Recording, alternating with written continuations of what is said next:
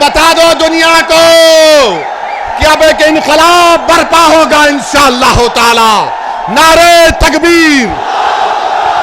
अब हम दरी नहीं बिछाकर नीचे नहीं बैठना चाहते, अब हम बराबरी चाहते हैं।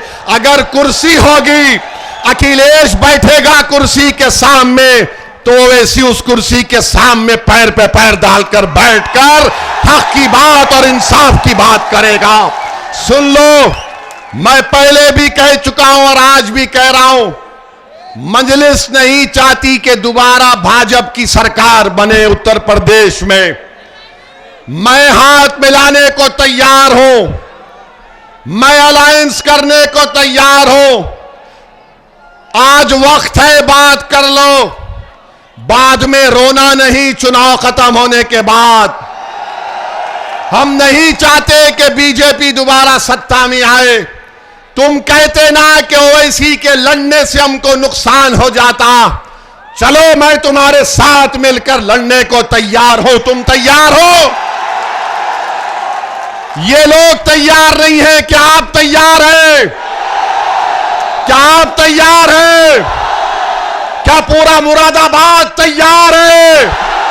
क्या आप मजलिस का परचम थामेंगे? तो लगाओ मेरे साथ नारा, नारे तकबीर, नारे तकबीर। मजलिस के मुखालिफिन को यह भी पेट में दर्द होता कि सियासी जलसे में इसने नारे तकबीर क्यों बोला। अरे क्यों नहीं बोलेंगे, ये नारे हयात है। ये नारा बुलंद करने से हमारा ईमान ताजा होता है। अगर हम अल्लाह को अकबर नहीं कहेंगे तो किसको कहेंगे बोलो? जुदा हो दीन से जो सियासत तो रह जाती है चंगेजी। तुम क्या भूल गए? हर बार नहीं नारा क्यों लगाते? सुनो, ये नारा लगता था, आजादी की लड़ाई में भी लगता था, अंग्रेजों की लाठियां खाते थे और नारे तकबीर अल्लाह अकबर का नारा बुलंद करते थे, गोलियां खाते थे, जय हिंद का नारा बुलंद करते थे। अब बताओ इसमें क्या तकलीफ दे बात है? बिहार में भी भैया ने बड़ी कोशिश की थी, अखिलेश ने अपने चार मुस्लिम सांसद को भिजाया। वो जहां कहीं भी जाते अपनी तकरीर की शुरुआत करते और खत्म करते असदुद्दीन ओवैसी के वजीफे से और उसी पर खत्म करते।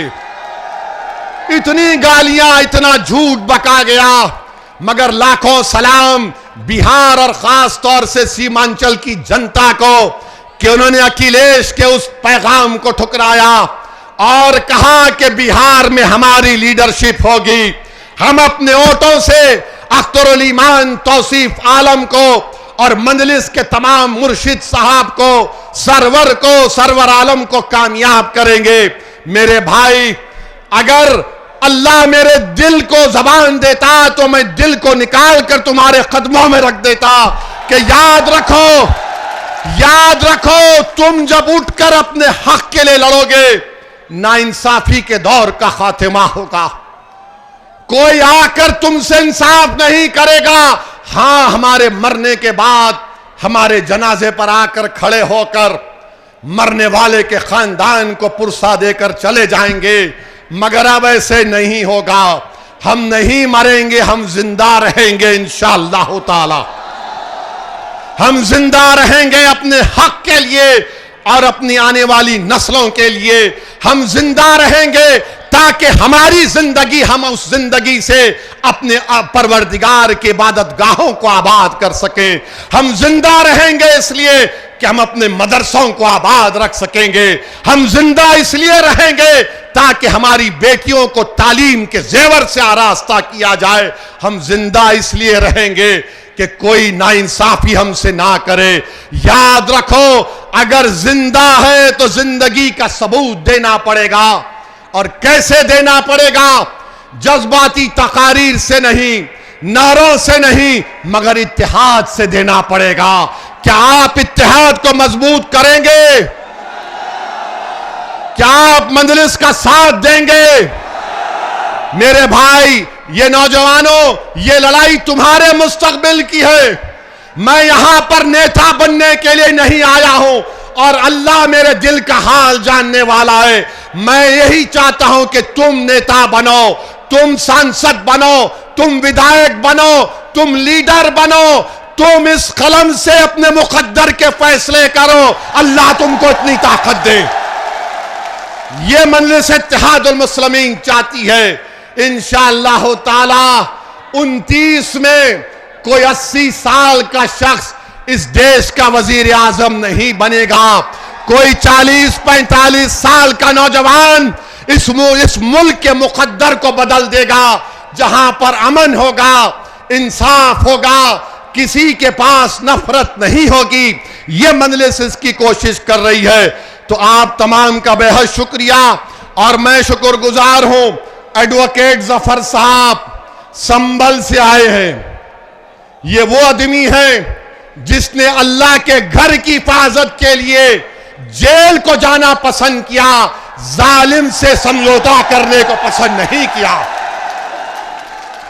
हम जफर साहब का शुक्रिया अदा करते हैं, और साथ ही साथ हमारे इरफान चौधरी, दानिश चौधरी जो शामली से आए हैं, बिलाल चौधरी, नाजिम साहब, नदीम जो अलीगढ़ से, शादाब अलीगढ़ से, अफजल अलीगढ़ से और फैज अलीगढ़ से आए हैं। तो हम डर करोट नहीं डालेंगे, हम बेखौफ होकर उम्मीद की बुनियाद पर मजलिस को कामयाब करेंगे इंशाअल्लाह ताला। मजबूरी के नाम पर आपने दूसरी पार्टी को वोट दिया, अब मजबूरी के नाम पर नहीं, अब बहादुरी के नाम पर वोट पड़ेगा इंशाअल्लाह ताला। आप तमाम का बेहद शुक्रिया कि आज आप यहां पर आए। मैं पुलिस प्रशासन का और उनका भी तमाम का शुक्रगुजार हूं।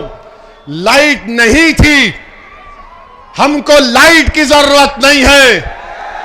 हमारे दिलों में अल्लाह ने जो रसूलुल्लाह सल्लल्लाहु अलैहि वसल्लम का उम्मती हमको बनाया, वो हमारे लिए काफी है। हमारा वजूद दुनिया के अंधेरों को खत्म करना था, हमारा वजूद दुनिया में एक रोशनी पैदा करना था, और इंशाअल्लाह ताला वह होकर रहेगा। एक मर्तबा जरा सेल फोन की लाइट खोल लीजिए,